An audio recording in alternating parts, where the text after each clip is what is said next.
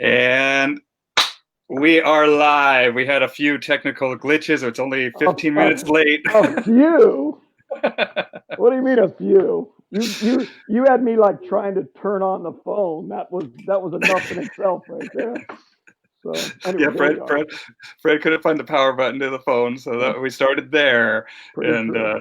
yep, now we are. Is there any way to your head can come up higher? Your head went down lower in the frame. There it Oh goes. Or yeah. move your phone, so it's like, yeah, perfect. Because then it's right there. We have. Wait, let me make sure mine is right too.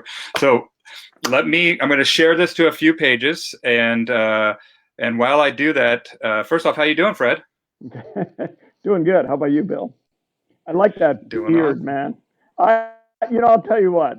In all of my years of doing this, of being in dog training, I never thought I would be on the Bow Wow Bill show. That's pretty awesome. Where'd you get that name? I just thought of it one day, man. I was waiting tables and just kind of doing some soul searching because I definitely didn't want to wait tables for the rest of my life. So I was bartending, waiting tables, and I love dogs. So I've worked with dogs as a child, and I just kind of reflected back to when I was a kid and truly happy, and then I started that. And one of my passions in the dog world is to reach kids as well, because a lot of dog bites happen to children, and so I wanted a name that was easily to remember by kids, Bow Wow Bill. And I wanted to make some children's books, all that stuff. I still do.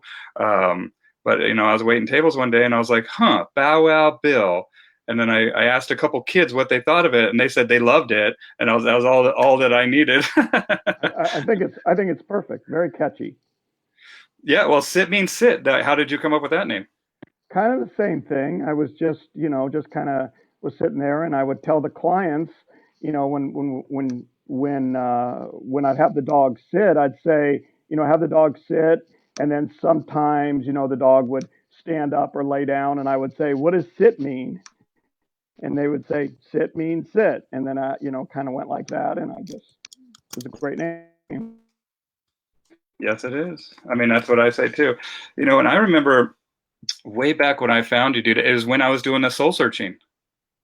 And I don't know if you know this, man, but you had an influence on the decision that I made to start back into the dog world. And I remember I was going to community college in Shoreline here in Seattle, and I went down to the computer lab, and they just had this new the internet was still evolving and brand new, and they just had this new website out called YouTube. Yeah, yeah, yeah. And I went to YouTube, and I'm like, wow, these people are downloading these videos. And then I saw you, dude. I saw sit means sit. And I watched some of your videos, and I'm like, how the hell are these dogs doing what these dogs are doing? Right.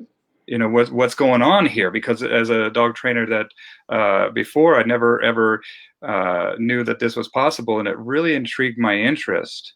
Um, and that's what started me on this path. Is like, if this guy's out there doing this, and I didn't even know who you were really. I knew it was Fred Hassen, um, but it was it was very intriguing. And what got me the most was the dog that you were handing out T-shirts. Do you remember this? If you can get the dog's attention. Yeah, I remember. It was a lab.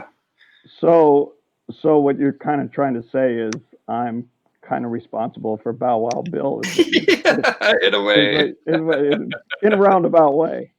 All right, Yes. I'll take that. I'll take that. Yeah, full circle there. And I'm sharing this to remote callers, education, the training. I'm going to start to share it to Triple R and a couple other groups, and then I'll share it to your page too. But everybody, if you're watching this, hit that share button. We have a lot of Sit Mean Sit franchise owners that want to watch this live. If you guys are Sit Mean Sit, hit that share button. How many franchises do you have to date? Oh boy, I don't know. I think there's about 130. We have school coming up in a couple of weeks. I'm up in Northern California in Los Banos, California, getting ready to do a retriever trial tomorrow. Don't ask me where Los Banos is, but uh, we've got school in a few weeks, so I go down to Florida for 3 weeks. We're going to our location in Orlando, and I will be teaching school down there for 3 weeks. So all day, every day, 8 hours a day, and I'll be driving them crazy. So it'll be fun. We'll have. I think we have 3 or 4 more coming on then. For new franchises. Yeah, new franchises. And are you all over the world, or where are you at? No, we're just in the United States. We have one in Canada. So what do you want me to do? Just tell you a little bit about how the school thing Sure, sure. works? Yes. So well, we have the school. So the school is 3 weeks long, but it's really not 3 weeks long. It's really unlimited. I mean, some people, I'm not familiar with other schools, but the way some schools work is you go over there and you go to school, however long the school is, a month or 6 months or 10 years or whatever it is, and you're kind of done. Everything that we do, I just going education because you can't just teach anything, just at first. So we start them for 3 weeks, all day, every day. I'm out there. I mean, we go for 21 straight days, all day. We Wow. actually have out of the 130 locations, we had last year 11 locations that did over $1 million. That's a lot of clients. And how that happens is just word of mouth and happy clients. So it's the clients that are really responsible for all of that business. That just comes from word of mouth and different. And we even have a location this year that did over $2 million. So it's just getting bigger and bigger. And these people, they're with me all day, every day for the 3 weeks. Some of our locations send trainers. Some of them come for the complete school. And then even once they get out of the school, everybody has my phone number. I have a business model that I've always had. It's called Nobody Waits. And even from a client perspective, as you know, I'm pretty much out there on social media. I don't look at social media a lot, but I put my videos out there, and that's about it. But everybody has access to me. Anybody I come in touch with has my cell phone. Anybody messages me on Facebook. Any of our location owners that get a hold of me. I mean, you can talk to any of them. I'm back to everybody in just a couple minutes. So I think what that does is even from a business perspective, somebody has a problem or a client or whoever it is, if you get right back to them, that kind of can fix the problem pretty easily. And then as the year, we also have regional seminars. So we have our locations split up into four regions. So we will have the regional seminar, and all the trainers will come to the regional seminar. Not all of them, but they'll come in their regions, and we continue the education there as well. Also, once you're a Sit Meet Sit franchise, you can also come back to school at any time that you want for free. So it's unlimited training. What I mean by for free is you would just have to pay for your room and airfare. That's it. But you could just come to the location anytime you want. Now we have the school now twice a year. We have a 3 week school in March, and then we have another one in September. And it's both taught by me and my business partner, Alfredo Rivera. So who's been with me almost since the beginning. And I guess that gives you kind of an overview of the school. Yeah, we have. So we have. Let me see. Can barely hear him, and then we have. So do you want to talk about? We have somebody that's asking about a case from. Well, that's not really the case here, Jake. So, Jake, I don't know what this link is that you just posted. It says that a burn from marks from a shock collar, family warns other pet after dog training nightmare. I don't know. Here, I can take a look at this link. But, that's not, we're not here to go over case by case of negligent use of training tools. That's exactly what Fred and different professionals are against, and same with me, and what we preach is the proper use of these tools. So I'll take a look at that link that you shared. and maybe get back to you at a different time on the opinion of that. And I'll share with Fred too, and he can give his 2 cents on that as well. And if anybody has any questions for Fred, and any franchise owners have any testimonials, I love that it's 130, 11 are doing over $1 million, and you had one over $2 million. So let me see. Yeah, and all the money aspect really is, like I said, it's a client thing. It gives you a number as far as how much business that we're doing. And you have to remember one thing, Bill, when we're talking about numbers and people and how much business that you do. You have to remember a few things. Now, I've been in the dog training business a long time now, and I don't know very many people. I don't even know if I know one person that has more than one location. We have probably 30 people that have more than one location, and all that really comes down to is just that you're expanding. So you'd be forced to, just like Apple when they started in their garage. They obviously had to get into more and more. They had more and more requests for the phone, so obviously they had to get bigger and bigger. So we've had to accommodate that. Yeah, I mean, growing pains, man.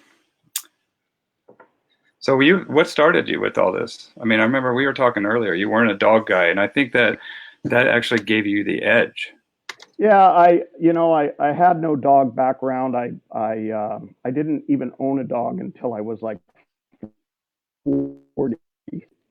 I just kind of I was a bartender in my previous life, and I got a dog one day, and I just figured, I just start training the dog and just doing regular dog training. And then one day I got a catalog. I believe it was a Cabela's catalog. I wasn't a hunter or anything, but I know that those things, I don't know, they get you from a mailing address or whatever, and they send you a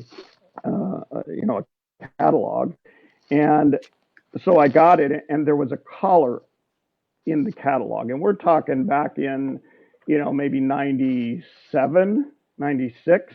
And at that was probably 97. And at that time, they did not have the collars where they were adjustable from the remote. You had to change them with a different color mode. So you had a black prong, and then you had different colors. You had a half a con.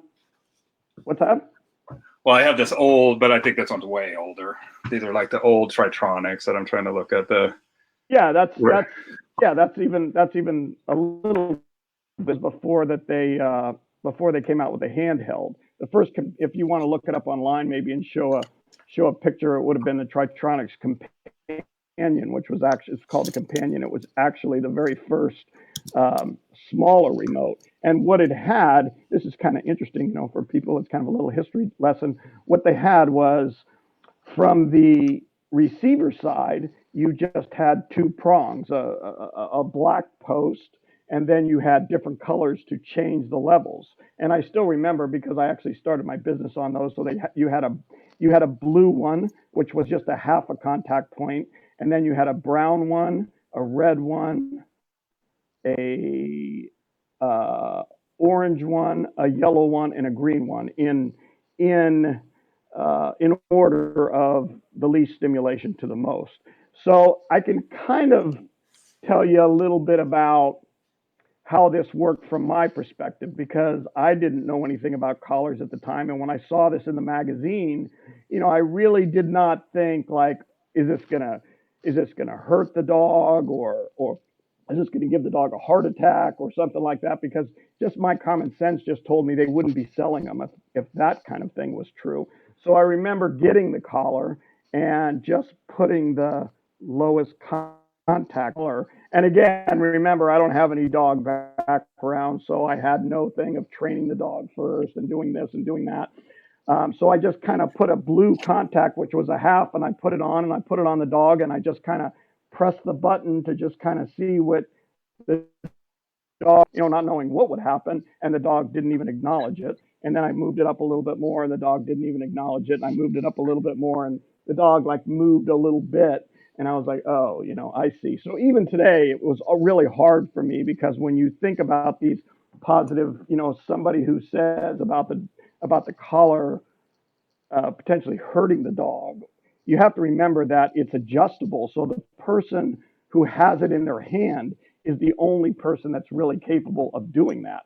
So it's kind of similar to somebody saying, especially when you think about somebody who's very compassionate with animals. You think about somebody who'd be compassionate with their child and them going to shop for a knife or something and say, oh my God, I don't know if I want to buy this knife because I'm afraid I'm going to go home and stab my child. No, Wow. you know what I'm saying? I mean, it wouldn't, that thought wouldn't even cross their mind. Yeah. So when you think about a positive person saying, oh my God, it does this to the dog or it does that to the dog, it kind of makes you think like they're the ones that are training the dog. How would that even happen with a compassionate person? And you really don't have that problem with clients.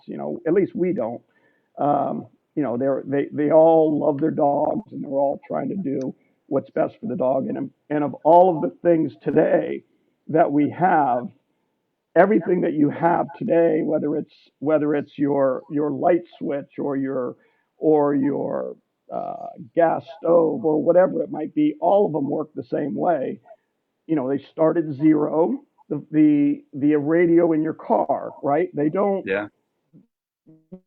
you don't get a code, and they don't say, well, we'll just fix this car so when you turn on the radio it'll be set at 30 because that's where most people listen to. No, it's set at zero, and then you raise it up or you raise it down. Same with your stove, same with your light switch, same with your volume on your phone, same with a leash. It's pretty much the same everywhere. So Yeah. you have the ability to change the levels.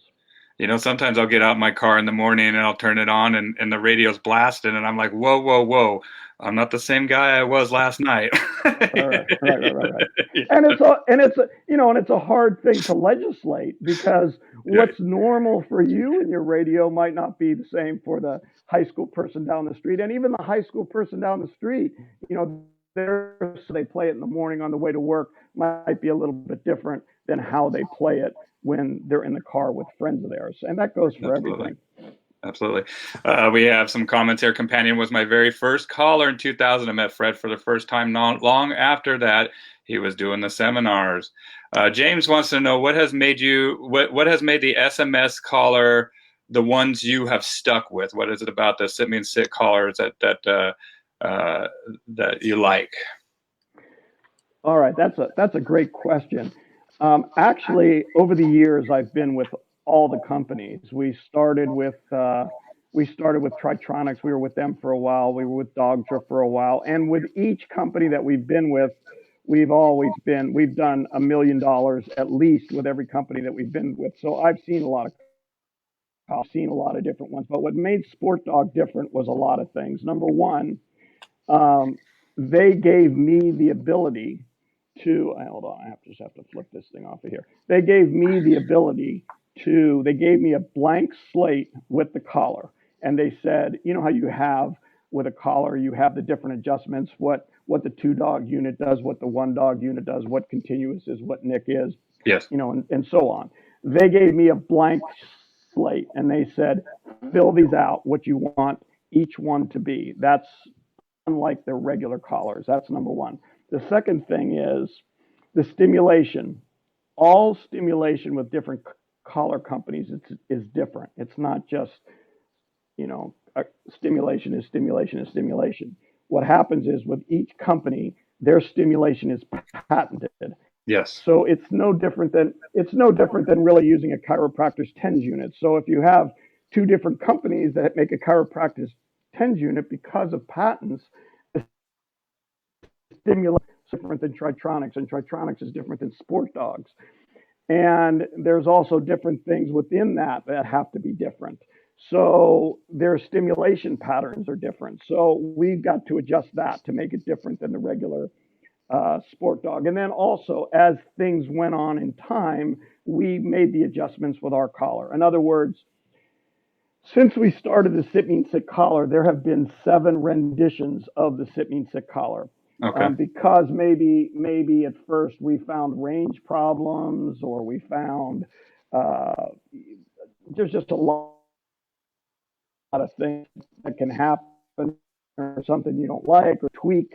Talking earlier about Tesla, me and Bill were having a little Yeah. discussion about Tesla, and they have constant updates on their cars, so they're constantly tweaking them, and it's very similar what we're doing and what Tesla's doing with our collar as to what as opposed to what the other collar companies, they come out with a unit and that's just it.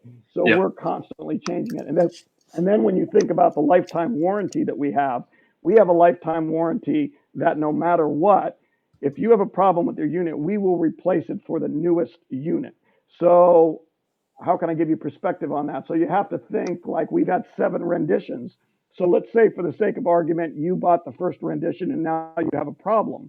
Right now, 7 renditions later, you need to change that collar and you're going to get the 7th rendition. So what that is the same as doing is, let's say you have an iPhone 2 and today the phone goes down, and you have to go in there and get it changed. They're going to fix the phone, but they're not going to exchange that for an iPhone 10, so that's exactly what we're doing. So you're obviously up to date. And the reason all of the other companies do not do it is because the return rates would be too high. And that's why I always tell people with the other companies, I say to them, you know, tell them to put a lifetime warranty in there. It would cost them too much money. So we have that, and we're constantly tweaking the product. And when you think about all the locations that are out there and all the people that are out there, Yeah. the biggest collars nowadays is the collar companies. Probably, I would guess, over 90% of their business that they do is sold over the internet. We don't do any internets. Well, I shouldn't say we don't do any. I would say we probably do about maybe 1% of our collar sales are over the internet. So what happens is these collars start going into the hands of people that are uneducated, not getting training. And not that I have anything about that, because I started myself and I wasn't trained by anybody and I didn't have the education. So I'm not saying it's not possible to start from scratch as I did. Yeah. But as these things happen, it just makes it, they don't really get the background, because if they have a problem with the collar, or maybe they have it too high, or maybe they don't know, it just ends up in a closet, and they can't really tell how many problems that they have. My business partner, when he first started with me, he was a vice president of a company, and he was never on the phone. And I had the exact same phone that he had. And I would say to him, man, this phone, we're talking 2009 or 2010. I say, I drive and get service anywhere. And he would say, I don't know what you're talking, same phone that you have, and I don't have any problem getting service. Well, the problem was he's always sitting in the office, and well, as soon as he started working for me and driving all over the place and having to contact me, he immediately saw that he had too. So those are the ways that we're able to fix a lot of these problems. Cool. Well, that's lifetime warranty is pretty awesome. We have people here from Belgium and America, like Fred from Sylvain, and yeah, and I think that's pretty cool because there's some shitty callers out there too, man. And that's what another thing here is, that these people that are going online to get these callers, sometimes they're going to go for the budget route. What do you think about those? Well, I just come from a different perspective. Reliability is important, but just as important is the user. I mean, when I did seminars, I stopped doing them a number of years ago because I put all my time into sit mean sit. But at the time I was doing 48 weekends a year, which is a lot of seminars and seeing a lot of people. And no matter where I went, people would come and they would bring different collars, and I would do my best. And like I said, I've been with different collar companies. We would make it happen. We would kind of use it. So I think the user and the experience of the user has a lot to do with it. I'm not saying that are total junk, but I guess if you use a computer analogy, I know nothing about computers. Hell, I could barely get on this show with my phone. Okay, so my point is, if I go out there tomorrow and buy a $10 million computer, I'm not going to be any better tomorrow than I am right now. And I actually started with web TV, back in the day when we were talking about just starting to get on. And the same thing, I could barely operate web really literate with computers. He's going to still be better with web TV. Does that make sense? Yeah, yeah, So yeah, I and think good points too. so. So I think you have that factor. You have that factor as well. So, but I did want to give. I found out about your show because you had my good buddy Bart Ballone on, and it was a great show. And Bart and what they're doing is really good things out there as well. I just want to. Yeah, yeah.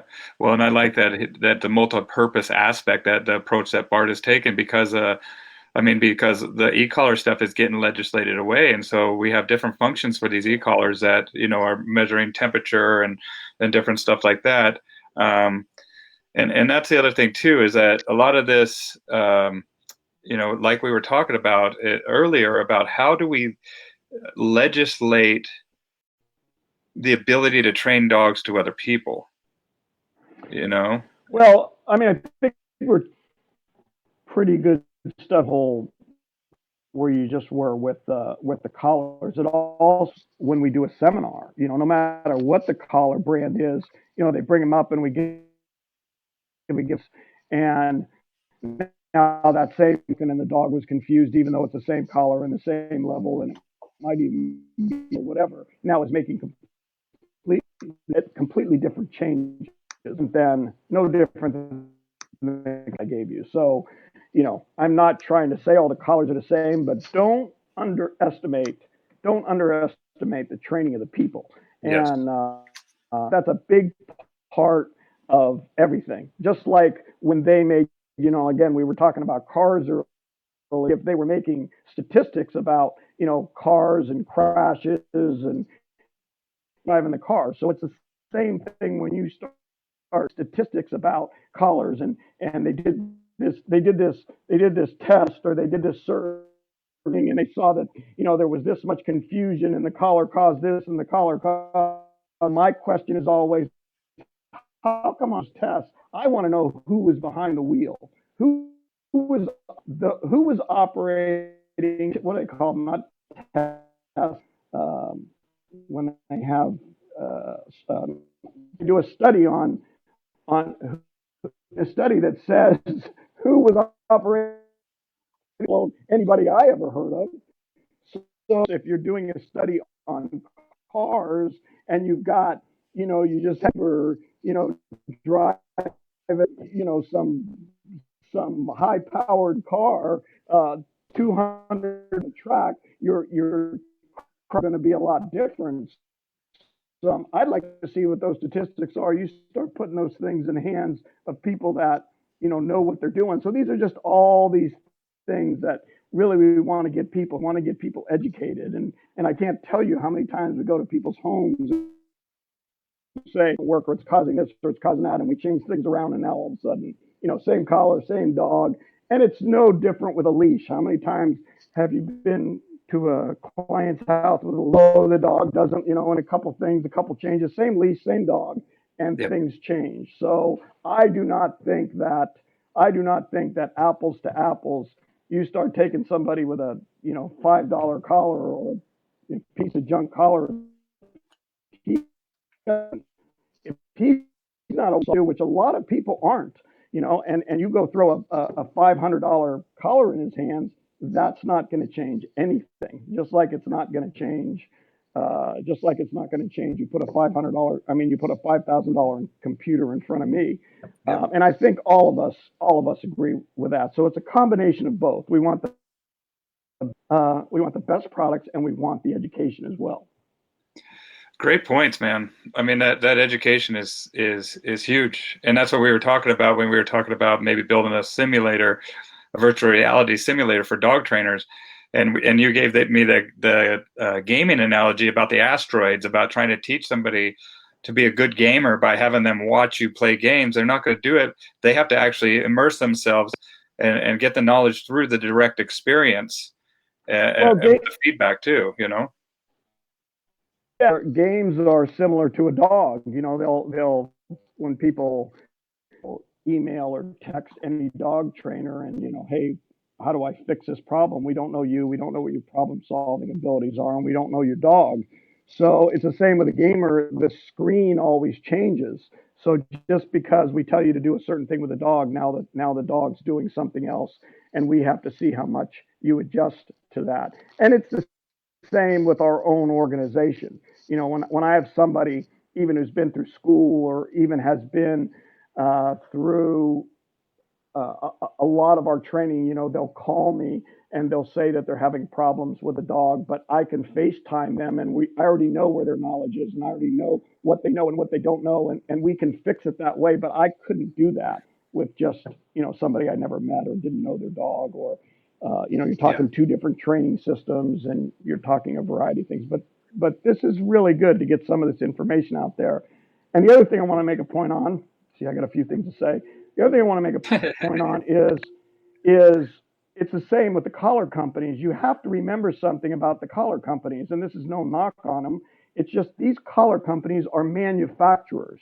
Okay, so we go to them and they make the rules and they got legal departments, you know, and they have this and that and whatever. It's like trying to go to the people that manufacture Wilson tennis rackets and getting tennis lessons from their employees. You know, they don't know how to play tennis. So it's logical for somebody to buy a collar and then call the collar manufacturer and, hey, what do I do about this? They're just manufacturers. And for speaking from somebody who's visited all of the collar companies and I've done demonstrations and had them, they don't know a lot about it. It's not what they do. So this is all just enlightenment, and that's why it's important that what we're doing is out there showing it. You know, showing dogs, taking people's dogs, and showing the difference right then and there, because the dog training community has us convinced that it takes a long time, and it's normal to take your dog and after 6 months have him barely where he can come and this and that. But the collar thing is getting bigger and bigger and bigger, even when they're just dabbing their foot in the water. It starts with just, I wouldn't use it, but maybe I would just use a pager. They start there. I Yeah. wouldn't use the collar because the collar hurts the dog. Well, if you watch my videos, the difference with the pager and the collar, that doesn't even make sense, because a pager, just like your phone pager, you can feel the pager, but the collar will go lower than the pager will. I could put a collar in your hand, and I put collars on people's face, Yes. and they can't even acknowledge that they feel it. So you can definitely feel the pager. So even that doesn't make any sense. Well, because of their emotional standing, it's just because, Yes. oh, the pager, it seems like it's, but anything that's going to go lower, it's just stuck in one place. The pager's stuck in one place. It's like buying a leash where you would only pull on one level. You'd say that's crazy, and like you said, we can't legislate. We can't legislate levels, because what's clean to you might not be clean to your wife. So Yeah. we can't legislate that. Amen. Well, and that's it. And we're, as a professional, just like you said, the video game screen is always changing. We have the dog that's always different. We have the client that's different. And then we have the environment that we're working in. All those variables are changing. We come into that situation wanting to write the core or write the path here. And we're looking for the pattern where we can make, put the action items on so the dog starts to get the communication that they need. And then we're right there. To reinforce that. But a lot of times people try to think with their emotions, which we can't do. And I get it. We love these dogs. They give us such joy. And a lot of times that's what it happens is I'm working with a lot of females sometimes that they would never, ever hurt, or they would never, ever put a collar on a dog because they don't want to hurt the dog. And I have to remind them, just like you were saying about the baby with the knife, I gotta use that. Like when you're shopping for knives, do you have somebody coming up to you and be like, "Hey, man, I don't want you, you got a baby in that household. I don't want you to use this knife to stab that bait. And it's just like the furthest thing from my mind is hurting a kid with this knife. I'm using this to cook dinner and to help bring nourishment. But where that's the last thing I ever want to do is hurt a dog. Too. I trade my life to Right. work with these animals because I love them, and it just doesn't make sense to me. Like I'm bringing this as a solution, but I'm going to we're going to learn how to use it properly. And I love it when I see the look on their face when I'm zapping them, quote unquote zapping them, and they can't even feel it till like 25, and then their dog's working at under 10 sometimes, and it's just the whole misconception of this. Yeah, you're speaking in rheostat language. That's a Yeah, whole, yeah. Well, it's rheostat. the same. Yeah, I mean, we've been over to people's houses with the different collar companies that uh, we were with, and we might come over there and they'll say, I tried one of those. I tried that exact same collar you have, and it doesn't work. I tried it on my dog. He cried or whatever happened, and I put it in the closet.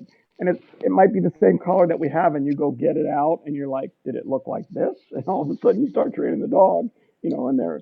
So you have all those things. Those are all a major part of it. Well, but it's also just like, I could go without a phone, but I could get just a regular flip phone, but I choose this technology that I have because it makes my life easier. And that's how I look at these callers, is that it makes communication with my dog easier. And not only that, but it's consistent, and um, it relaxes me as well. And it's just that other layer of communication. That's it. Well, let me tell you too. I mean, don't underestimate the intelligence country. Not only do they love their dog, but um, even if they know nothing about this type of training, it's easy for them to recognize whether you know what you're doing or not, even if Yes. they know nothing about it. So I could sit here right now because there's a lot of dog trainers out there, and not just dog trainers. Everything that I'm telling you goes for all professions. Mhm. There's a lot of dog trainers that can talk the talk and they read all stuff on the internet, and this is what you're supposed to do, but they can't do it. Just like doctors, just like lawyers, just like people fixing your car. So we want to get the best people we can, but don't underestimate these people's intelligence, because when you go over there, like for instance, Bill, if I told you right now, I used to sing in a band, and I was really good, and I played all over the country. I even played in the biggest stadiums in the world. You would just say, I didn't know that about you, Fred. You don't have, and even if you don't have a music background, you would have no way of knowing that just by looking at me or just by talking to me. Yeah. Wow, that's pretty interesting. But even though you might not be a music expert, if I started singing right now, you would know in like half a second, not even being a music expert, that I can't sing a lick. All right, that would be very evident to you. You might not say it, but you're like, this guy can't sing. Same with everything. You've had friends of yours who could say they can fix your computer, and they come over and you see him kind of fumbling around, right? And you're like, that guy can't. So it's the same thing here. So, what we do, we want to put education, education, education. I'm not aware of any other dog training company that has the that has the people like we do, just constantly educating them. I'll tell you a quick story. What was that show? Undercover Boss was a show that I loved, and I'd watch it, and it was amazing to me. Like, wow, this guy's the CEO of a company, and they just got a pair of glasses on him, and nobody recognizes him. Well, one day I went into work, and they said, and the secretary said that I had a call from Undercover Boss, and they wanted us on the show. And I said, "You're just kidding. No way we could be on that show." So I called and I told him, "Yeah, I'd love to be on the show. This is amazing. I don't know how you're going to get me on the show, but this is unbelievable. I can't wait to go on here." So we had like three or four things. And I told him, I go, "Listen, I have a very distinct voice. All the people come through school. They talk to me all the time. My voice is hard to describe. I don't know how you're going to pull this off." Well, we went through 3 or 4 things, but they just said, Fred, we can't do this. We Yeah. can't hide you anywhere. You know all the different parts of your business. So that's why it's important that you have to understand that even if somebody, when you go do a demonstration or you go to help, these people can see whether what you're doing is positive for the dog or not, or whether it's moving in a positive direction. And that's why I always demanded of our company that we do demonstrations in the middle of people's streets. If we had something to hide, we certainly wouldn't be doing it in the middle of people's streets. So I think all that's important, and the education just has to keep coming. It's very important. Yeah. I mean, transparency is important, but I remember watching those videos, man. I remember watching them and just and that's another aspect of putting it out in the streets, so to speak, is putting it out in the public eye, and just being like, hey, check it out. We don't have anything to hide here. We're proud of what we do. Yeah, we believe strongly in what we do, and I think that speed is important. The speed of things, the way we can make these dogs learn, and by learning, we're covering all aspects of it. It's not just the dog getting better.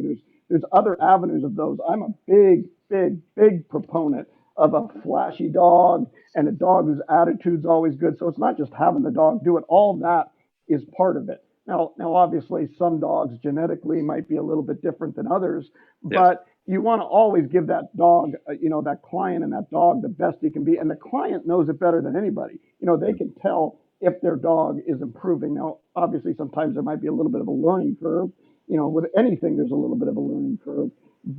And by a learning curve, I just mean not very long, the minutes or half an hour and that's why the seminars were important. The seminars were important because we could take 60 people out there. And I ask everybody out there who's listening today, I don't know who's been to seminars, but any seminar that you've been to, whenever I do a seminar, I ask the people in the crowd, I say to them, have you ever been to a seminar? And they say yes. And I say, of all the people that were there at the seminar, I said, is it fair to say that you've probably never been to one where at the end of the seminar, the difference in the dogs was very little? I mean, basically everybody went home. I mean, they might have learned a lot. The instructor might have been able to do things that other people couldn't. But for the most part, when the people left, the dog wasn't dramatically different. I don't think that's normal. I don't think that's normal. I think the thing that we can do should see dramatic differences in the people being able to learn more and the dogs being able to learn more and the people going home just being like, wow, this is unbelievable. That's what I consider normal. Those are the kind of responses that you should be able to get from the clients. What makes you think this way? Just through what we've been living. I mean, when we go over to the thing, I mean, we tell everybody, and that's why we video it. You should see changes pretty quickly, and especially, you're dealing with technology here as opposed to traditional training. I'm not knocking Right. any of that in the sense that, like I tell the police officers, you might have had a police officer back 20 years ago, 30 years ago, that might have all the heart in the world and might want to change things and be as good an officer as he's meant to be 40, 50 years ago. But the police officer today, because of the technology that they have and DNA and the radios and this and that, I mean, I'm not a police officer, but Yeah. it's just normal that they can catch a criminal way faster than they could 40 or 50 years ago. And that's Yeah. the same thing that we're dealing with here. Nothing against any of the other types of training. It is what it is, but it has limitations because they don't have the technology. They don't have the ability to communicate to the dog and get things to him and get information to him. All that collar is feeding information to the dog. Yes. And you're able to do it. You're able to do it from distances that you can't do normally. That's all. Just the same as me and you talking, and you get a little farther, and I can scream at you, and then you get a little bit further.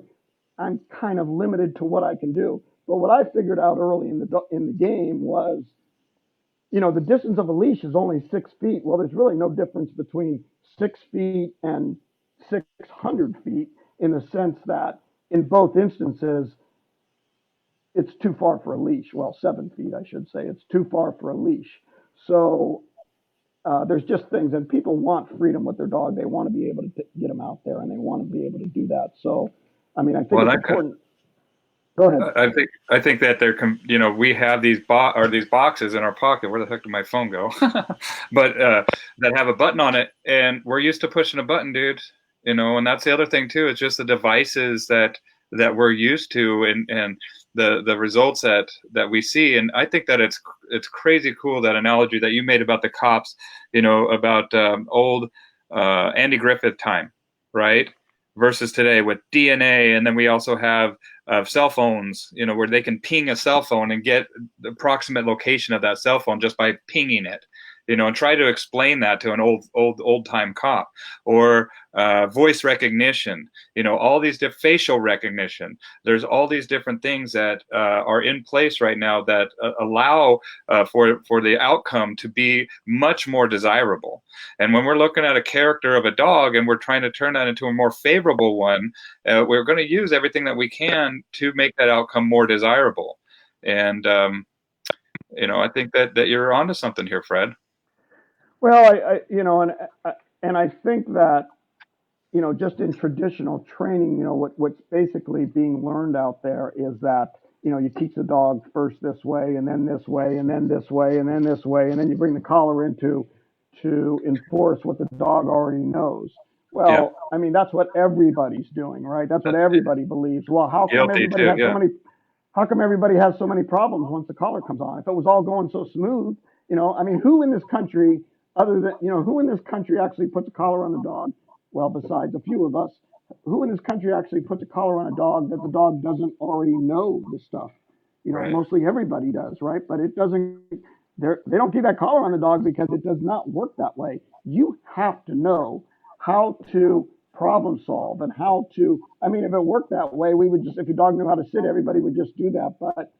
But that's not really how it works. And we understand that. We at Sit Meet Sit understand that. We understand the training that needs to go into the client. We understand the problem solving that needs to go into the client so they are self-sufficient. And you come a point, just like with anything, with your computer or with whatever, when you know how to work a little bit. And if this happens, it's not necessarily that way. It's just dogs' reactions.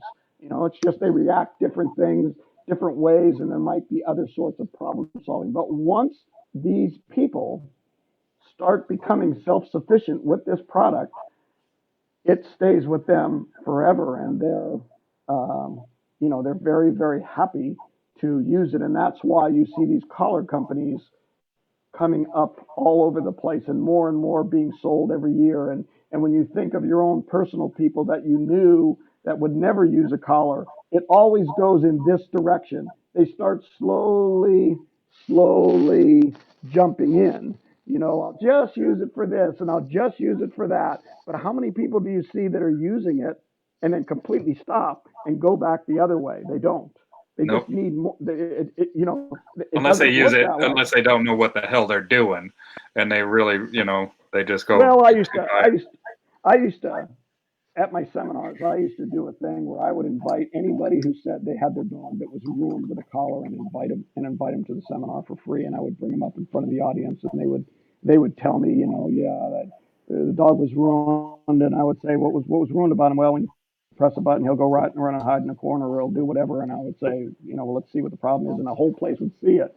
And then we would just turn it around right there. And they would just understand then that, hey, it's not this, it's just their knowledge. So I think a lot of these trainers, I think a lot of what they're doing and a lot of what the collar companies are doing to make the technology better and better and more reliable, I think it's great. And I think it's well needed. But I think the education of the trainers and how to do this, is also because you've got to be able to pass it on to the client. You have to be able to pass that education on. So we're doing our best to be able to do that.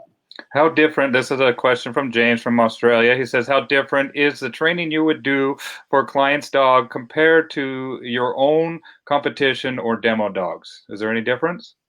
No, no, I don't. And we talk about this at our seminars all the time because it just depends on what your belief system is.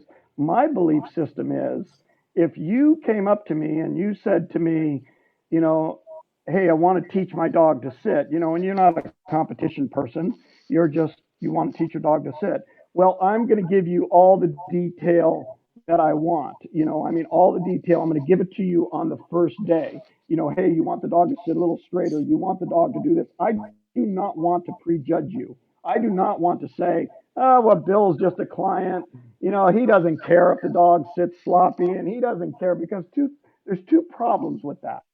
You can't start prejudging people. That's like if Yeah. you have a you have you have a car wash, and Bill drives in with an old car, and I say, oh, what does he care? He's got a 1960 car. He doesn't care whether it's clean, and I don't clean any of it or leave it the way it is. How do I know that you're not the type of person that's like, hey, you missed a spot here, you missed a spot over here? And then what happens when you come back to me and you say, hey, Fred, I've been training a little bit. I want to go into a competition now. What should I do? And I say to you, oh, Bill, oh, you want the real training. I thought you just wanted the half-ass stuff. So I am constantly picking on details, constantly, constantly, constantly. And at school, when we do a client, when I'm showing a client what to do, I turn around to the students and I tell them, I say, you see the difference in teaching that client was no different than teaching you. Now, what you take out of that, you might just the detail is going to be there and everything I told you. Now, if you want to just take half of that and you don't really care about this that's on you. I don't want to make those judgments. That's on you. But we want you to be able to do the best of the dog so he will be as consistent as he can and look as good as he can at all times. And sometimes when we're teaching that, like I said, you can't legislate this. Sometimes you have a husband and a wife, and the husband is very detailed. Hey, listen, I want that dog tight. That's the way I am. But the wife lets the dog kind of do whatever it I wants, got a or case vice just versa. like that right now, man. The wife, exactly. But you know what? It does not change anything in the way that we're teaching this because it's just like your dog. Why shouldn't you use your dog? Let's use your client's dog, who I don't even know. If I took your client's dog, it would not change the way I took it. So when I took the dog, no matter how sloppy it was, from them not doing whatever it is that they're not doing, it Yeah. wouldn't change me. So Right. even if you have a husband and a wife, yeah, the dog's just going to be a little bit. He's not going to be as tight for the wife. I mean, I like my dogs tight, but that's me. But if my girlfriend doesn't want the dog tight, that's fine, but that's not going to change it. It's the same thing where I don't own any children, but it's the same thing when you have kids. How many times do you hear, well, you're not at grandma's anymore, so you can't have all the candy all night long. Yeah. So you can put your child over at grandma's all you want and give them all the cookies when they come back. When they come back to your house, that's not going to change your training if you don't want the kids to have cookies all the time. So Yep. it's the same thing here, and I think that that's good. I think that if the wife wants the dog on the couch and the husband doesn't, I don't have a problem with that. I really don't have a problem with that. It's Wow. just, it's I up love it. to, yeah, it's up to what you want. Yeah, well, and this conversation is amazing, dude. I mean, this is great. I mean, what do you think about this? The dogs are the easy part, the client is the hard part. What do you think about that comment?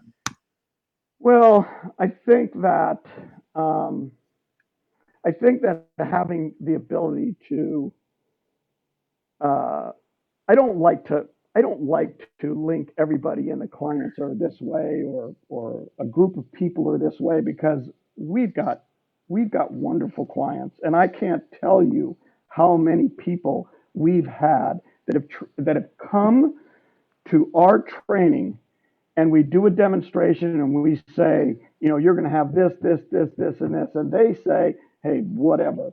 If that dog just walks with me down the street, I'm happy. But as they start seeing this, and as things start changing, because we have a lot of our things, we have unlimited class. You can come forever.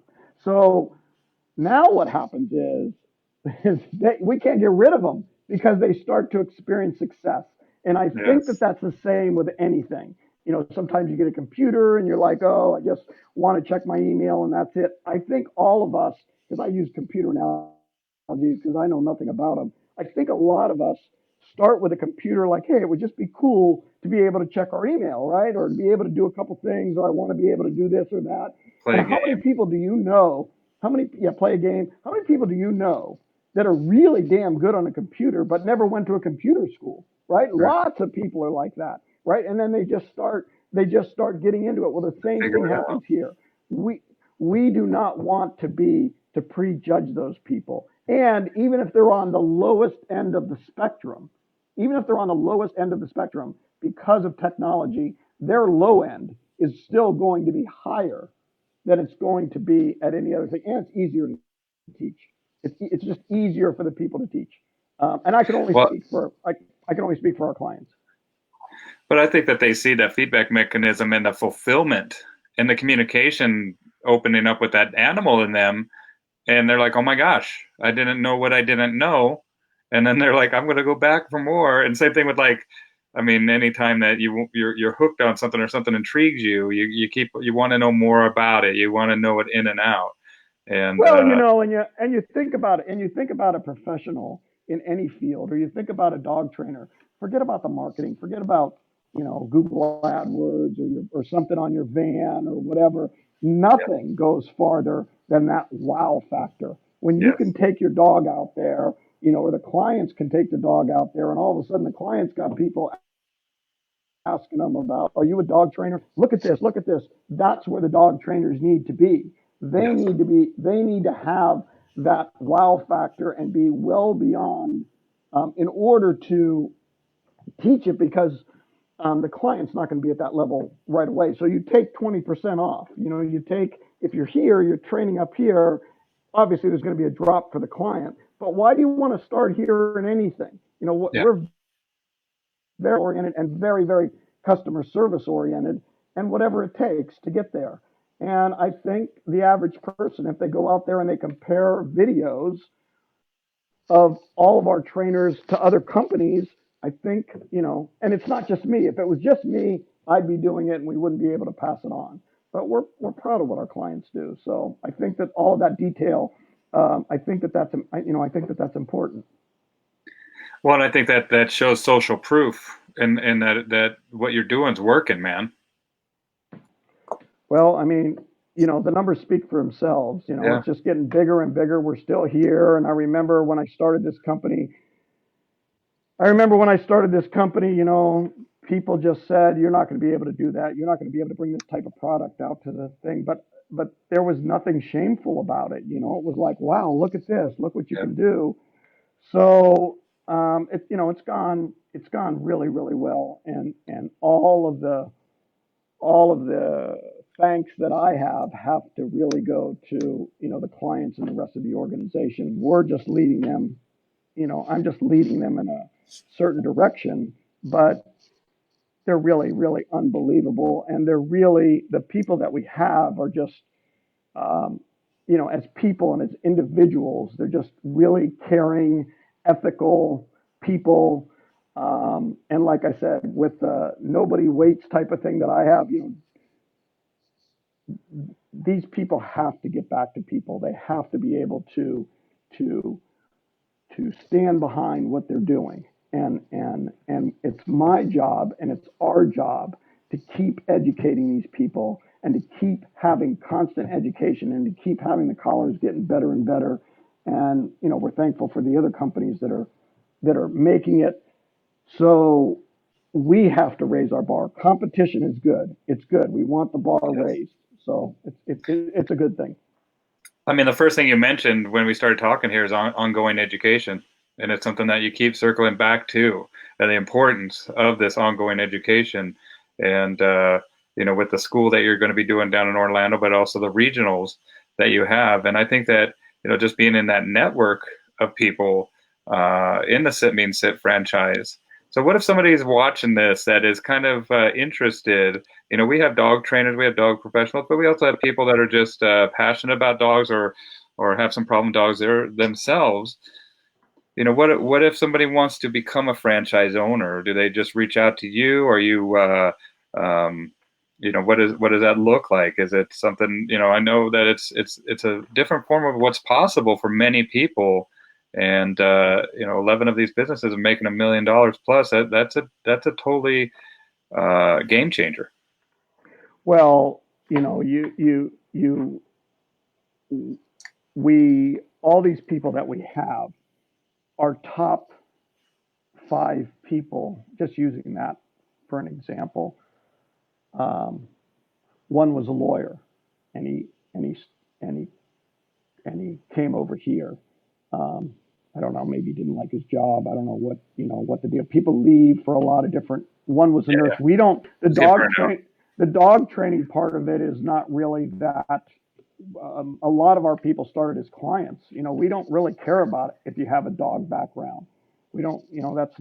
That has nothing to do with it. We have a application, that's just on there, and you fill out the application, and we talk. And it's hard because when you talk to somebody on the phone, it's just like any type of application. Everybody's good, and everybody's Yeah, yeah, gonna go to work on time and whatever. And then when they get in there, but they come to school. Not everybody passes. Believe me, you have no idea. You have no. I mean, you have no idea. I'm out there 8 hours a day. 8 hours a day. It's all hands on. We have our school in locations where they're doing $1 million a year or close to it. We're not just having it in one location. We bring the school to different things. So what that potential person has who's coming to the school, they're watching clients coming and going and coming and going. They're watching the sales process coming and going. They're watching us teaching people. They're watching us people, poor people, black people, white people, all different types of things. People, the grandmothers, uh, difficult dogs, scared dogs, timid dogs, all types of different dogs. That type of education. So you're constantly seeing different people. You're constantly seeing different pictures. So just the thought, like these are hard conversations for me to have because I'm speaking to people that aren't familiar with our training process. So you know, just the thought of like, oh, well, we're just going to tell them to do this and press the button and blah, blah, blah. And that's the end of it. And you just teach the dog first is just such an elementary process, and it's the same with, we were talking about our phones. It's the same with the phone. I mean, imagine, and you came up with the first iPhone 1, and then that's the end of it. Boom, here's your little certificate, and you're done, right? That's what dog training schools are like. And again, I'm not picking and choosing. I'm just saying, I know what Tesla does with their updates all the time with your car, and I'm not, I don't know anything about their inner workings or anything, but we are constantly upgrading things, constantly changing things. And I'm going out to locations per. You have no idea what it's like to spend 8 hours with me on one day, let alone 21 straight days. You are going to be very, very good at your craft. And we're going to be, looking after you. And everybody has my phone number, and we're able to keep the stuff up on top of that. I mean, this is just my passion. I mean, I'm rattling on here, but I get excited talking about Well, I it. can see it, man. I can see it. And it says such a great point. James says that the information you give is there, but what the person is ready to take in from that changes. It's like watching a movie, the more, and see more and understand it better when you watch it again and again. Yeah, Right? I mean, James makes a good point, but it's also you're showing those students so many different pictures of the same thing. Mm. You're showing them, whether it's sit, you're showing them a million repetitions of it, and you also take into consideration that we're doing this around distraction almost immediately. Yes. So, the process is quicker, more efficient, and the dogs learn faster and are a lot happier for it. They say repetition is the mother of learning, so over and over again. And same with the dogs. Fred, But the man, real, but the real question, I have most important question is, at what age did you start shaving? That's what I want to know. That is an impressive beard. Did you start shaving when you were like 3, or what was up with that? I mean, I got a little bit of You stuff need to going take a on little. here, and You drink a little shot of whiskey every morning. That's it's what clean though. happens. And then It's full and clean. How is it hard to maintain that? no, I need to shave it. Actually, this is actually kind of dirty. So I'm glad that No, you're coming on I, it. I know a lot of people sitting out there are just wondering a lot more about that beard than they are listening to me Oh, babble wait till on. watch some earlier ones, man. I had it all the way down to here. I've already trimmed it up a bit. Have you really? How long have you had it? Oh, about 5 6 years. But I mean, I was And how growing long? it. How long has it grown? So the longest I had it probably 3 years where I didn't touch anything, and it was down to here, my all the way down to So and it's great. I mean, the bad thing about it is like eating tacos and euros and like sub sandwiches. You got to kind of plan it, and soups. You gotta get this before this you bring the That's all spoon right. up. At least you got You know, leftovers at night, right? yeah, a I'm I'm little sure you've snack. heard all the jokes. I'm sure you heard them all. Yeah, I mean, but I love it, and it's. I just, the first time I met Bart, he grabbed my beard. He's all, "You need to shave. You look like shit." And the way he says it, I'm sure it's just hilarious. I do want to give a quick shout out to also with Sport Dog, our collar company. The thing that I did want to say about that is, you know, I'm very appreciative of the freedom that they've given me. That's played a lot into it. A lot of times, I mean, we've all had it before where I wish this collar had this or I wish this collar had that, but good luck trying to get a company to change it. Yeah. So being able to let me make the changes and listening to all of our feedback and everything, they're as much a part of the rearranging of this thing and our forward progression as we are. They've been nothing short of sensational. Some of the other companies we've had a little bit of problems with, just because of maybe communication or whatever, but we've had a really good relationship with them. Sport Dog. I'll make sure to put up a little link here for Sport Dog collar or whatever here. Here, let's see, Gun Dog. Well, But put yeah, the oh, shut up. I can't speak for Sport Dog because I have no input into their collars, but I have all the input into the Sit Mean Sit collar, and the Sit Mean Sit collar is not there is a collar that they make that looks like the same from the outside, but they are dramatically different. Yeah. So I don't know what goes into making their collar, but it needs to be more of a Sit Mean Sit collar length than it would a. Well, it looks like you're doing a lot for them too, man. I mean, pushing the innovative boundaries. You're staying right on that bleeding edge. And And the clients are all doing that because they're just happy to be able to bring their dogs out, and they're happy to, the classes are full, and they're happy to giving their dog a better life and being able to bring them where they want yeah, and do and make the house environment a lot better and make the just a lot of times if something's really a pain in the butt, you can't even take them outside, or you can't walk them around dogs, or you can't, you're very limited to what you can do, and that alone has that's what's really made it, in the sense that now they're out there on the street just because they have freedom. They're out there on the street, and so people obviously come up and talk to them, and we don't have any control over what they say. We don't make them sign something. We don't give them a speech on what to say to people. That's just why the numbers are so big, because they're just speaking passionately about the company, and we want to keep it that way. And I want, all the clients that are out there, or any clients that are listening, just to know that, they can always get a hold of me with any problem that they have, and I'm always available. well, you're enriching the lives, and not only that, but when you have a dog that's high maintenance that you can't figure out, dude, that leaves so much energetic residue in the client's mind. That you can see it when they're like, oh, thank God, and you can see that weight raise off it. You're improving the quality of not only the dog's lives but also your clients' lives, and that's something that's remarkable, man. And not only that, but you're doing it regardless of naysayers, and you're just kind of marching to the beat of your own drum, and I like that. Yeah, we don't really. I really haven't had, I really haven't experienced too much. I mean, maybe there's some. I mean, you see it a little bit on the internet here and there, but it's always, they're not clients, so you Yeah, don't, yeah, they're exactly. not, they're not a client. So I'm concerned about the client now. Now, if clients were coming out of the woodwork, that would be a different thing. But I'm sure there's just a little difficulty out there with us.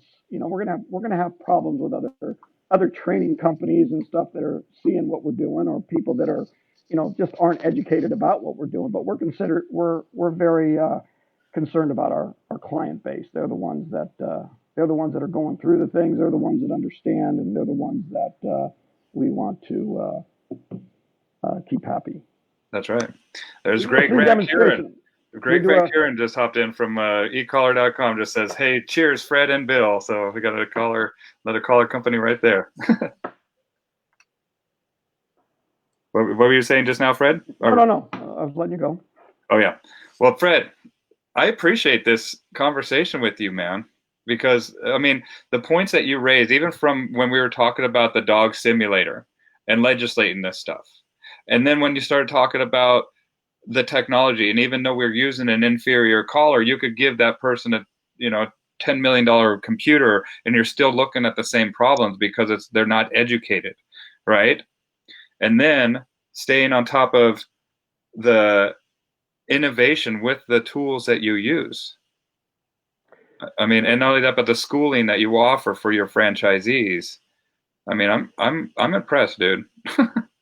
Well, and even with the client, they need to know, like, when you do things, it's not going to all go perfectly. So you need to know, okay, Bill, you call the dog, you press a button, no matter what you're using. That has nothing to do with maybe the dog lays down, or maybe the dog goes in a corner, or maybe those are all things that, you can pull on his leash and he can lay down, or he can try to run, or he can, I mean, there's nothing that we're talking about here with a collar, except the educational process is completely different. Dog training is devised by the dog being always next to you, and all the fixes are next to you, because you have a leash and the dog can't be away from you. So the changes. So if you try to just take that and throw it into a collar, it's not going to work. So I always ask the client, when I see something going good, yeah, but what are you going to do when this happens? And they Yeah. have to be able to, they have to be able to problem solve. They have to be able, and once they get the hang of it, and I see, and it's all, it's all good. Well, it reminds me of I blow glass, and so they say that a good glass artist isn't judged by what he can create, but what he can fix. Because shit's going to go wrong, and you're going to get stuff that's going to crack, and stuff's going to go wrong that you're not even going to know about. But you just kind of take it in stride, and you work with that, and you work with the dog at the end of. Well, at the end, I was going to say at the end of your leash, but not necessarily with what you're doing. You're working with the dog that you're working with, if it's on a leash or if it's not. Yeah, it's funny that you said that about the glass blowing thing, because one of the things that you hear is, I'll hear, oh, he just presses a button and gives a command or whatever, and some people are like, there's got to be more than that to it. I remember being in Mexico one time, and we're walking down the street, and there's a guy there, and he's on the corner, and on paper, I'm sure you've seen it or you've seen videos of it. The guy's got paint cans, and he's doing all this stuff. Oh yeah, I love it. Yeah. And and all of a sudden, Galaxy. boom, you got the United States flag, right? And Yeah. it's like saying, hey, what kind of paint do you use? And just tell me how many times you're spraying the thing, and I'll figure out how to do that. There's so much going into it, and there's so much thought, and there's so much action and interaction. And I always use football as an example, because everybody can follow football. In a play, do you realize that every single football play that is made in a football game is designed to go for a touchdown? They put it out on the blackboard. You block this guy, you block this guy, you come around here, you block this guy. There's a great big hole over here, and you just run up the middle. But the problem is there's a defense. So they're lucky to just get a few yards. So it's the same thing here. It's easy to just say, press a button and tell them to sit, or pull the leash and tell them to sit. But the dog is playing defense. The dog's fighting back. He's like, I don't want to sit, or I want to lay down, or I want to go over there and visit my friends, or I want to, Yeah. I want to do this, or I want to do that. So they have to know how to change those things. And a lot of these dogs can be difficult. There are some situations, obviously, where you've got aggressive dogs, or you've got dogs that can or cause a lot of problems. high maintenance Uh, dogs. I mean, they're high smart. maintenance dogs, even for the best of it. So that's Yeah. also the reason why it's not good to put into categories pet dog and sport dog. Because I'll tell you one thing, I've been around this country. I've done retriever seminars. I've done police seminars. I've done all kinds of seminars, seen all kinds of dogs. When you go to a police seminar, not every dog is like the greatest sport dog in the world. When you go to a club, not every dog in the club is like, a sport. There's a lot of people that join sports and join clubs, and they don't have the best dog. And a trainer that would say that has not really been around to see all the dogs that are out there in the pet world. People's dogs that that bite people really hard and almost kill people. Those aren't sport dogs. Those are a lot of those dogs are in people's houses. So those are very, very strong, committed dogs of all sorts of type of things. So don't ever put anything into just one category, because you don't know what you're going to run into out there. There's dogs in people's house. I'm sure you've seen them, that are dogs that are really nice dogs that are people's houses that can be sport dogs right away. And you see, Yeah. you know what I'm saying? So Absolutely, I do. it's very, very important to be able to have that type of versatility in your training, that you're going to be able to handle all that type of stuff. So it's hard what we do. I mean, it's hard what I do. I have to constantly keep things upgraded, and but it's working.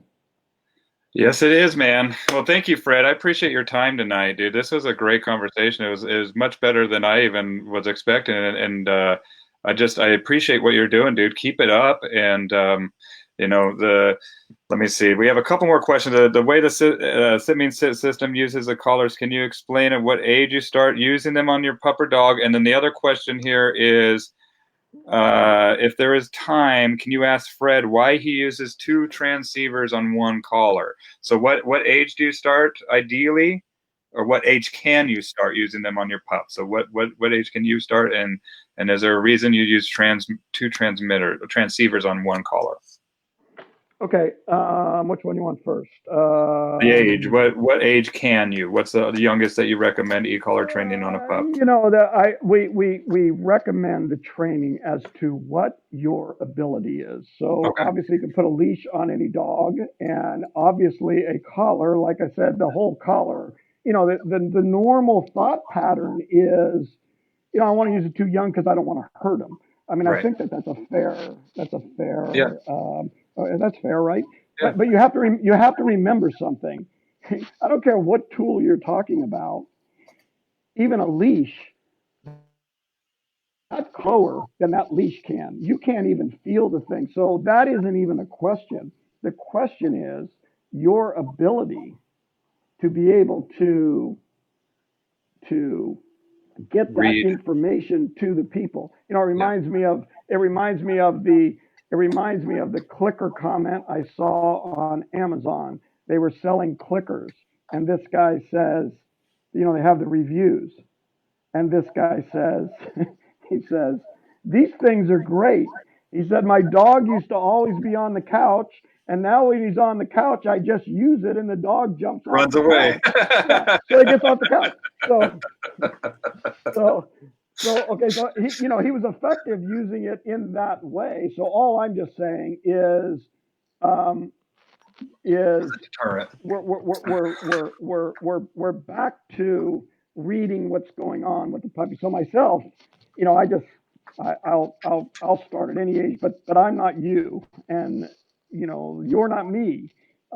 So whatever you feel comfortable with is what's good. Now, if you are better with a leash than you are with a collar, you are going to have more success with a leash. Yeah. But you're better with a pen and paper than you would be with a computer. But at some point in time, you say, whoa, there's something in this, there's something about this computer thing I need to learn. So that just depends on where you're at, and what decision you want to make there. We're not making people do anything. I'm just saying that. Does that make sense to you? Just Yeah. Yeah. where, Yeah. Well, your ability to read the situation and make, and basically communicate with this animal, and then is yeah, and I very. mean, where I could have a 4-month-old dog is just way above and beyond and him happier and everything with a With collar than with training. anything else. Amber just posted up a collar training a 9-week-old puppy, Fred Hassen, from with to come with the collar. So there's a 9-week-old puppy, folks, and that's. I mean, if we could do that with that young, then we have, and then so the transmitter. He says that you don't Okay, do it so all the the time, double. but he does it. You've seen it do it in Okay, the past. so the dual transmitter Or or transceiver. whatever transceiver. Let's talk about that for a second. And again, I put things into traditional terms because it's easier for somebody to understand. Let's take a prong collar, for example. I don't know how many prongs are on a prong collar, but for the sake of argument, let's say that, what do you think there are? Maybe 12 sets, 16 sets, Yeah, it right? depends on the dog. Yeah, Okay. I mean, how many 16. prongs We'll go say around? 16. Okay, Yeah. so there's 16 prongs on the collar, and you're going to just pull like this, let's say, for the sake of argument. If you took 8 of them off, and you have one here with 8 and one with 16, and you pulled the same way, the one with 16 isn't going to be twice as strong as the one with 8. So now let me put that into context with receivers. If you have a collar on a level 1, well, you wouldn't even be able to feel a level 1 on our collar. But if you had it somewhere where you could feel it, let's say you could feel it on a 3 or a 4. Let's just say a 4 for the sake of argument. You can feel it on a 4, and you have a 4 in this hand. And then you put a 4 in this hand. You have a 4 here and a 4 here. You do not have 8. Does that make sense? There's Yes. not 8. So now we just have 4 and 4 more evenly distributed, just like a prong collar. That's all. It does not turn into twice as strong. Does that make sense? Okay. Yeah, absolutely. It's just I mean, so some distribution, people, not amplification, right? yeah, So it'd be because it's yeah. distribution. So if you put 20 on a dog and they were on level 1, and he couldn't feel it, he's not going to feel any of the 20 collars. And if he could barely feel it, he's going to be able to barely feel 20 collars. So Well, just like any other tool. and then Matt just posted a video of you working an 8-week-old pup. So if Amber did a 9-week-old, and then Carrie has a question. She says, "Why is Fred Hassen so awesome?" Tell Carrie her $20 is coming in the mail this week. So I told her to. Told her to say I, it. Okay. yeah, I told her I'd give her $20. Thank you, Fred, Carrie. you're doing good, man. And I have never met you in person, dude. I'm gonna come down there. I want to come take a ride in a couple of your cars when I come to Vegas. One of these times.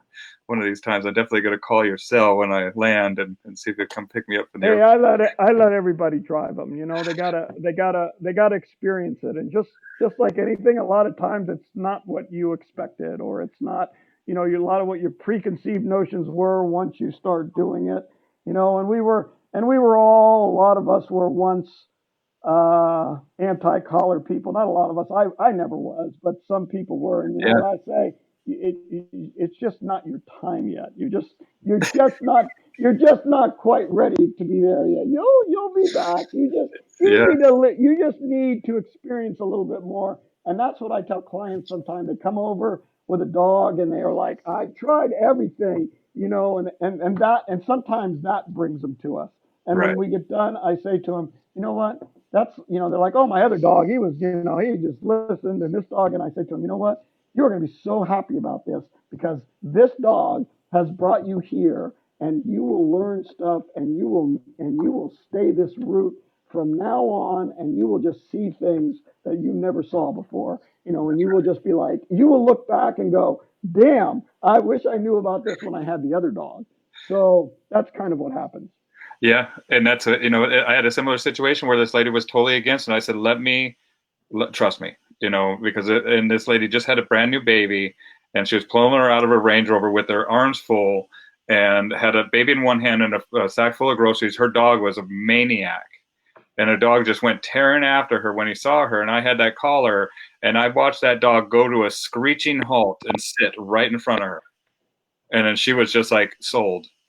you know. And ever since Yeah, then, I never talked to her again because she's out there with her dog. I mean, I do, every once in a while checking in, but she's got it. And the life that she has, we just don't know what we don't know, and they're just not ready for it. I love that, man. yeah. Well, Fred, Sometimes it's not your time yet. It's just not quite your time.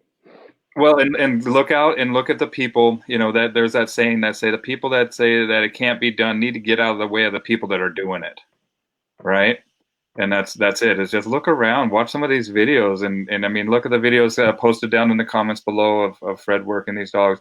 I mean, he was the first videos I saw on YouTube back in 2010. I mean, no, way back before that, 2006, 2000. Yeah, even around 2007. That was crazy. And I mean, it's really important to go to. It's just really important, no matter what education that you are doing. Whether you're a doctor or a lawyer or an Indian chief, it's very important that you have access to become better and better and better, else you're just going to be left in the dust. And if you're on your own and doing your own training thing, and the only person you have is you, I mean, I was the only person that I had with me, but I was so just passionate and just like, what else can I teach this dog to do with this? And, I just learned and I learned and I learned. And like I tell all of our people on the first day of school, I say, listen, what you learn today will be 100 times more than the start I ever had. Nobody taught me anything. So just with this start after one day, there's no reason that you can't go on to be 10 times as good as I am, because you have help. You have a whole network of people, and you can go visit our other franchise owners, and you'll have people that you can resonate with and talk to, And and seven and renditions of the collar that we've improved on 7 different times, and that's where you're starting here, where you didn't have to deal with that stuff. And well, and these collar companies, what we're doing as I think I want to say we did $4 million this year in collars. So what we did, and every one of those are people getting trained. yep, So well, not every one. There's probably a small number of that, but what we're learning and we're feeding back the company. That's you know that's that says a lot. yep. We got more questions over there, huh? Well, I got Fred is the man. Bob Campanelli says Fred, and Jeffrey says thanks, Bill. Nice guest. I says like a beagle versus a Malinois. I don't know. And then I'm shopping for a Porsche now, and it's like a dream. I think you got a Tiger, or what do you got a Porsche too? I got a 911 Targa, but you know what? I just bought a Tesla Model 3, and you know what started getting me? You know what started getting me interested in Tesla? When I started seeing their updates, that they're Yes, constantly updating in your car, garage. and I was like, yeah, in your garage. So when you have like adaptive cruise or whatever, they're making it better and better and better. And it just reminded me so much of like what we're constantly doing, and I'm just like, there's no way a company's going to be able to compete with that, because you got to buy the car and then that's it until the next one comes along. And I think that's why the same thing. I think that's why they got lines waiting to buy those cars. They got to line out the damn door, because it's just such a different thing of what they're experiencing. And I think that we want the people to do that, so they get more dogs and they bring their dogs out on the streets, and they're just able to take them more. And I think that everybody will be happier, and the dogs will be a lot happier as well. Yep, that's what the bottom line is, man. Fulfilling lives for people and dogs. And thank you, Fred, for what you do, and thank you for your time, man. If you want to say, I'm going to say goodbye to everybody. Thank you for joining us. But if you want to hang on for just 1 second, Fred, I'll say goodbye to you once we end this here. Okay. But everybody, check out sitmeansit.com. Everybody's going to get their $20 checks that said something nice. Yeah. Comment below really quick how awesome Fred is to get your check. Thank you, dude. I really enjoyed our conversation, and good luck to you and Sit Mean Sit franchises. And all the Sit Mean Sit franchise owners that I know personally, great people, man. Great dog people. So Yep. you're doing good on selecting them. So awesome. Bye, everybody. Have a wonderful evening. Have a good weekend. Yeah.